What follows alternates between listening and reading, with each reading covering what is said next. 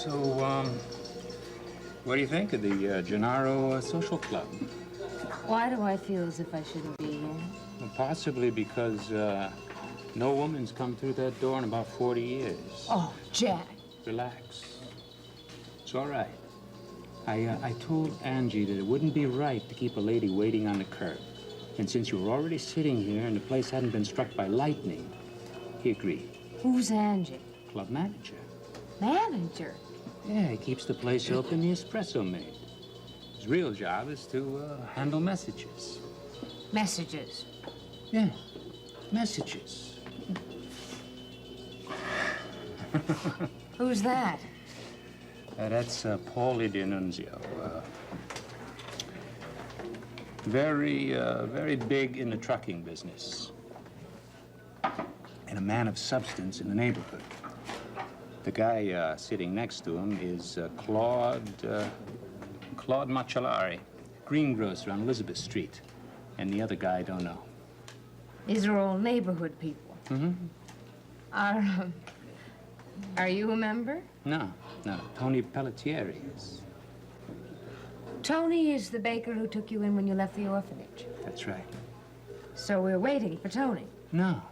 He's in bed by now. At 10:30? He's got to get up at 4. Oh. I think I should call the hospital in a few minutes. There's a phone right behind the counter. Listen, I wish you'd trust Dr. Coleridge. Nothing's going to happen before morning. I don't expect any bad news anymore. If Frank were going to die, he'd have died this evening. I believe you.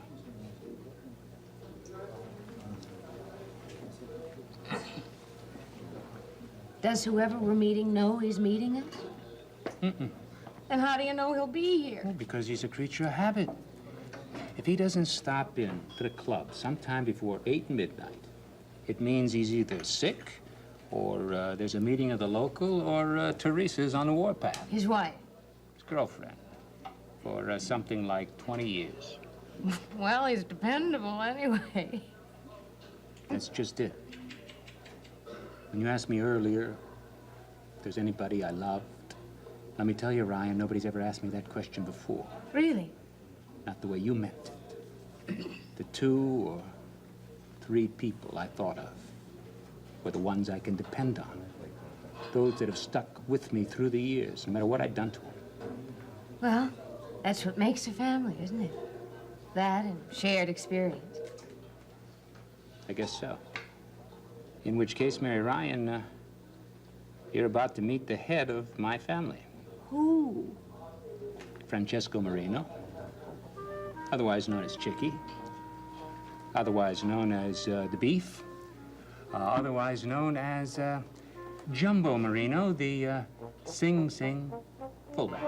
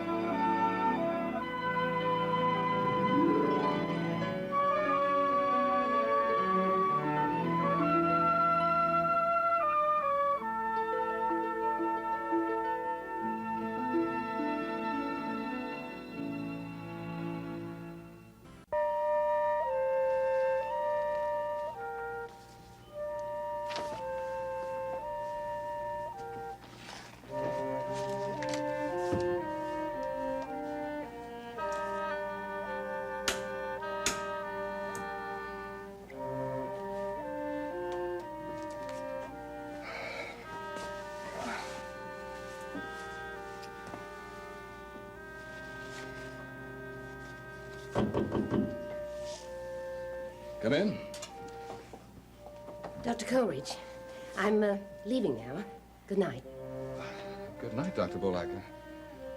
Thank you again for your help today. Not at all. Aren't you going home?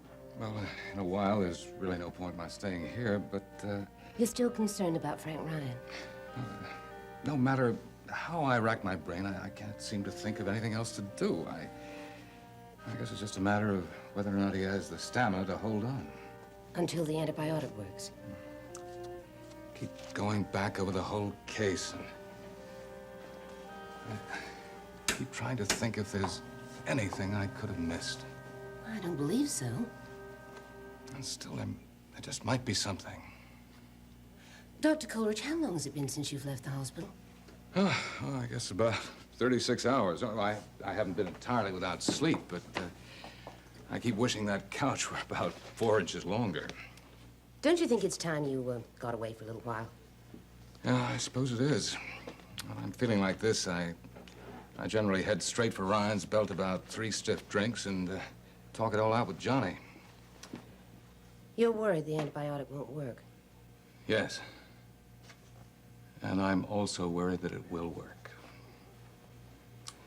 Johnny and Maeve are so hopeful that Frank will live, and of course I am too, but what kind of life will he have? What quality of life? With a spinal injury like that, well, he's apt to be paralyzed from the waist down, from the neck down. Well, there's also a chance that he might recover. A very outside chance. Haven't you told the Ryans about that? Yes. Well, then they know, don't they? No, I'm not sure they face up to it yet. You don't think that Maeve and Johnny Ryan alone together haven't explored every possibility? Yes, I suppose they have. I suspect that they've gone over all the possibilities, and they've managed to deal with them. Maybe we could all learn a lesson from the Ryans. Oh, you mean if they can hang in there, why can't I? Something like that. I've never liked writing a patient off, even when it seems inevitable.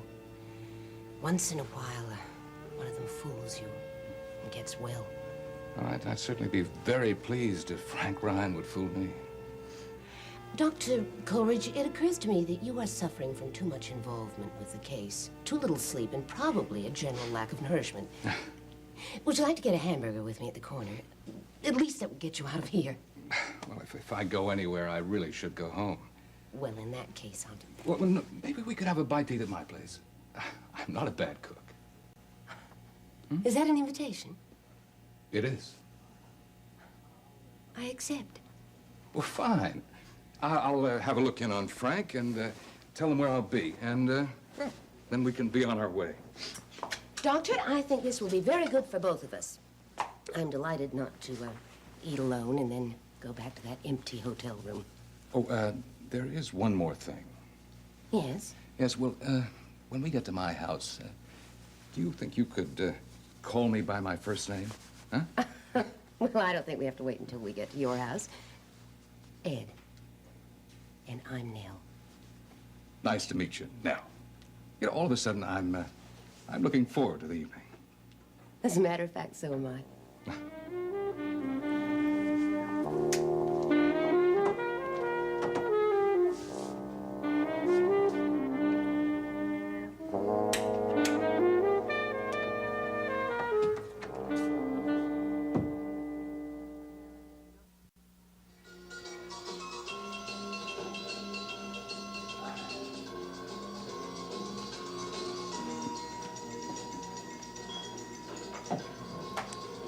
You made that up. It's part of a story you wrote. I don't write fiction for the same reason I don't lie. I'm no good at it. Where'd you get all those names? Jumbo's life can be roughly divided into 2 parts. Before Sing Sing and after Sing Sing. Now, before Sing Sing, he was known as Chickie on Mott Street and the Beef on the docks. And in Sing Sing, where he spent 8 years for involuntary manslaughter, they called him Jumbo. And he played football. Mm-hmm. He was fullback on the only prison team to go 4.5 years undefeated. It's a fact.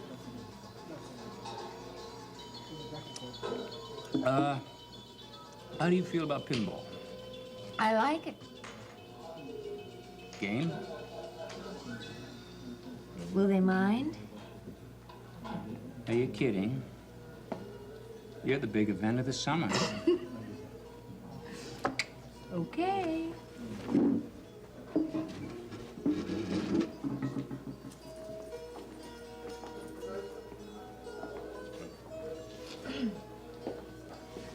May I ask you a question?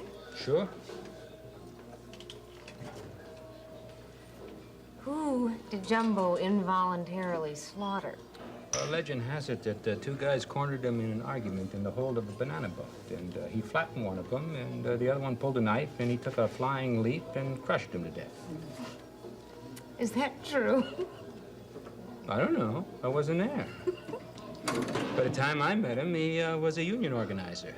His kid brother was the chaplain at the orphanage, and my basketball coach. Basketball being the only thing that interests me at that time. Right.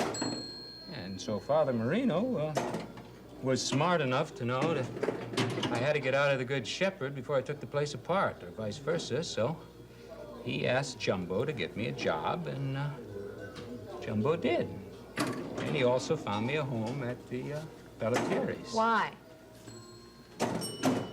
Because his brother asked him to, and because he's basically a responsive human being.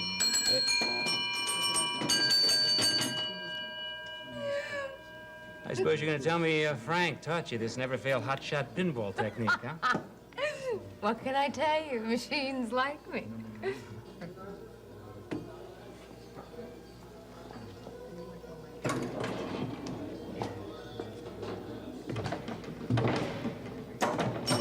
Oh, you are so competitive. Oh, look who's talking. That wasn't criticism. It's no fun if you don't care. I care. I'm beginning to believe you do.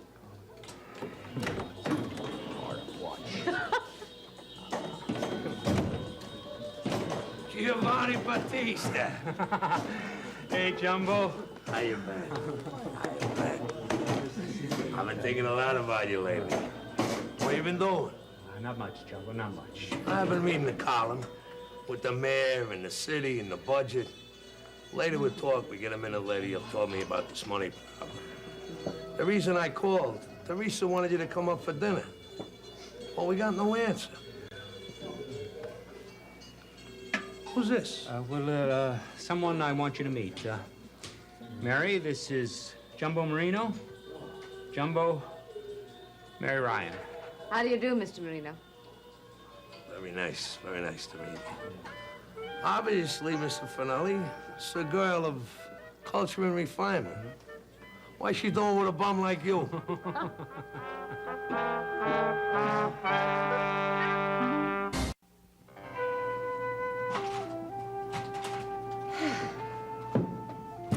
This is a super kitchen. Mind if I look? Look away. Help yourself. There are two things I can't resist. Other people's books and the kitchen equipment. Well, the library's downstairs. We'll have a cognac later, and you can check out the books, too. Oh! Oh! What's the matter? Oh, your knives. Oh. Huh. Well, here's the chopping block, and there's a fresh pot of basil, so go to it. Bliss, how much do you need? Oh, about a cup. Have you always lived in this house? Mm-hmm. Yeah, my entire life. My grandparents built it when my mother was still alive, and she was just a kid. That's nice. And when I had a private practice, I had an office downstairs. Roger has the top floor now, and Faith has two on the third floor. And Jill has a whole bunch of stuff in the cellar, so I sort of feel that this house keeps the whole family together. That's interesting. What is? Well, that you should assign that responsibility to the house. I don't understand. Well, I should think that what's keeping your family together is you, not a piece of real estate. You do go right to the heart of matters, don't you? I'm trying to learn to do that, yes. Well, I've been a father for about 30 years now, and I'm just beginning to realize that maybe I'm not quite up to the job after all. Sometimes it takes years and years to really resolve a relationship. Sometimes it never happens, no matter how hard both of you may try. Well, is that a personal statement? I spent about a third of my life trying to learn how to live with Seneca and still be a whole human being myself. And then I ran out of time, and I had to make a choice. And I never did find out. Which is kind of frustrating. Given another 20 or 30 years, I might have made it. I can't quite shake it out of my mind that you're still very much involved with the eminent Dr. Bullock. Once you've encountered Seneca, I don't think you're ever totally free of him again. He had a young lab assistant who worked for him for about 6 weeks once. And she became so engrossed with him and what he was doing, she changed her specialty and got into nerve regeneration. 7 years later, she wrote her first book and dedicated it to him. He didn't even remember who she was. That's the kind of thing that happens all the time. He compels people.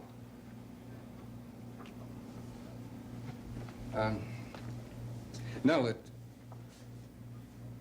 it must have taken a lot of courage to leave. Well, it did. I felt terribly disoriented and lonely and like an absolute alien at Riverside Hospital. Beginning from this moment, we're going to do everything we can to remedy that.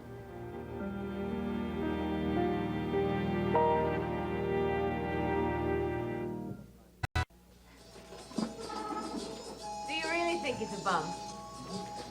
There is sight and evidence that has come my way over the years, Mary. But what if someone walked through the door right now and said, Jack Finale, you're a bum? What would you do? Well, if he was a little guy, I hit him myself. If he's a big guy, I got the connections.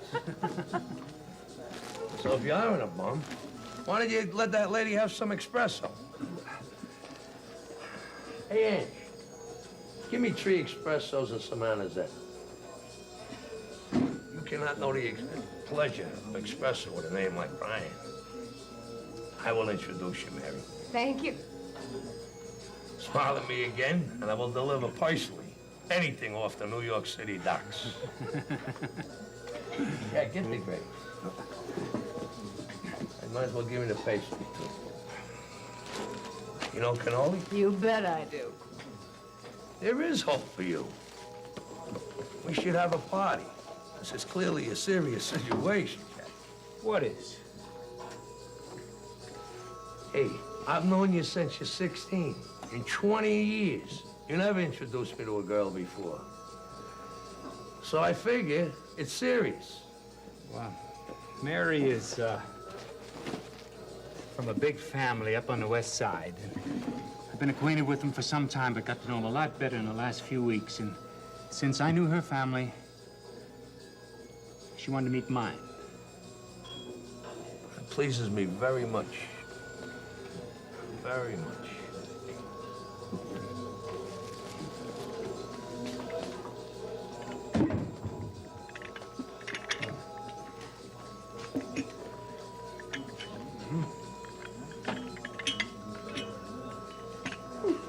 Thanks, Ange. You're a pal. There are some things of a personal nature I should know, Mary. Okay. How old are you? 22. Giovanni. She's precocious. What's that mean? She's, advanced for her age. College graduate, right? Mount St. Michael's. You've been to the sisters all those years? Yeah. That's good. That's very good. You got brothers and sisters? 2 of each. Are your people still together? 29 years they've been married. That's terrific. What's your old man do? We run a bar and grill across the street from Riverside Hospital. The whole neighborhood hangs out there, Jumbo. It's like here, only girls are allowed on a regular basis. I got nothing against that. You like her, Mary? Yeah. So do I, in fact. I love her. That's what he said about you. Yeah, we never say it to each other, but we understand it. He's like my son. I'm very proud of him. He's done a lot of good things for himself, Jack. This is making me nervous. Would you like me to call the hospital for you? Or would you? Sure. What's the matter, Mary? My brother had an accident, but we're hoping he'll be all right. I hope so, too. Be right back. Jackie's a very funny fella. He's smart and he's honest. And underneath all that wise guy stuff, he's a real sweetheart. Yes. Only half the time he's scared to death Of what? that somebody's gonna get to him. Well, how do you mean? He don't want to need anybody, Mary. It's always got to be on his terms. So if that's gonna bother you, watch out.